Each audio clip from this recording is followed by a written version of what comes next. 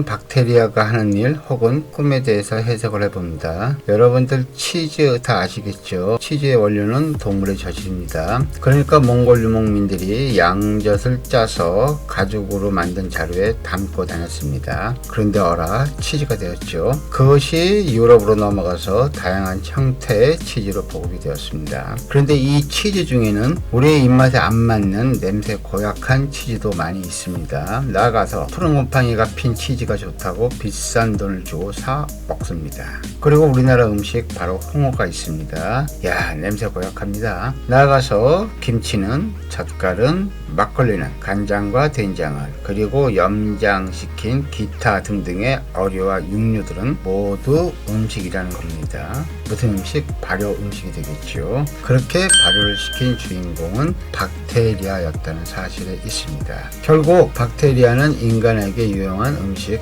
혹은 약을 만들어 주었습니다. 자, 지금까지는 발효를 얘기한 것입니다. 그렇다면 부패는? 부패의 사전적 의미를 본다면 단백질이나 지방 따위의 유기물이 미생물의 작용에 의해서 분해되는 과정 또는 그런 현상이라고 말합니다. 되짚어서 발효를 본다면 효모나 세균 따위의 미생물이 유기화합물을 분해하여 알코올, 유기산류, 이산화탄소 따위를 생기게 하는 작용이라고 합니다. 그런데 이게 뭡니까? 여기서 공통점이 있습니다. 바로 분해가 나왔습니다. 그리고 더 놀라운 사실, 부패와 발효는 같은 뜻 다른 표현이라는 겁니다. 굳이 나눈다면 인간에게 유용하게 쓰였다 발효였고, 부패라는 용어는 그 자체가 우리들에게 좋지 않게 반응이 된 거죠. 나아가 부패는 썩어서 없어진다, 썩는다는 것은 뭐냐? 분해다. 발효 역시 분해라는 과정을 하는데 발효는 없어지는 것이 아니라 새롭게 변화하는 것이다. 그것도 하나의 박테리아 혹은 수많은 박테리아들이 바뀌면서 쉬지 않고 분해라는 일을 한다고 합니다.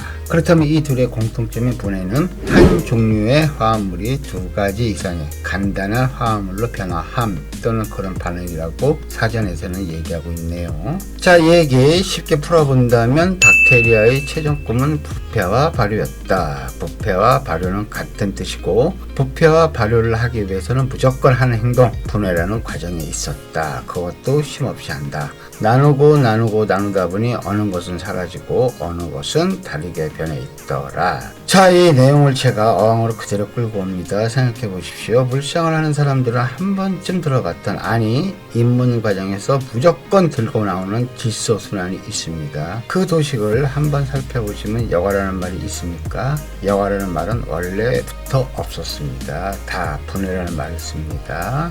이 도식은 대기 중 질소순환을 끌고 갔다는 뜻이 되겠죠. 어쨌거나 어학 내에서 여과라는 말을 썼지만 분해를 하는 것이다. 특히 질소순환을 인용하자면 암모니아의 분해 정도로 봐야 하는데, 문제는 암모니아 분해 후 질산염의 분해는 어렵죠. 질산염의 분해는 어찌 보면 다른 박테리아의 힘을 빌려야 하는데, 이때는 물깨짐의 초기 상태 혹은 우리가 말하는 잡힌물 초기 상태가 아닌가 하는 겁니다. 나아가 우리는 이때 환수를 했겠죠. 여러분들 바로 이겁니다. 제가 말씀드리고 싶은 내용이 또 여기서 나오는데, 박테리아제를 넣는 순간 그때부터 물은 부패와 발효로 가는 시간이 빨라진다는 얘기가 되지 않겠습니까? 이걸 여러분들이 여과라고 부른 것이고 그렇게 홍보된 것인데, 분명한 것은 이때 우리는 무조건 환수를 했다는 사실이 있습니다. 여러분들, 어항에 박테리아를 넣었다는 순간 한순간의 만족을 위해서 어항 생태계를 망치는 결과를 낳는다는 사실에 주목하시기 바라겠습니다. 질소순환에서 다 알려주고 있었습니다. 자, 이 부분 다시 설명드릴게요. 어려울 수 있겠으니까. 우리는 질소순환 거기까지만 알고 있는데 막상 어항 내 박테리아는 계속 분해를 한다. 왜? 부패 혹은 발효를 위해서 끝없이 하는 건데, 이건 어항에서 볼 때는 물깨짐이고 우리는 주기적인 환수를 통해서 박테리아의 걸음을 제자리로 돌려 놓았을 뿐이다.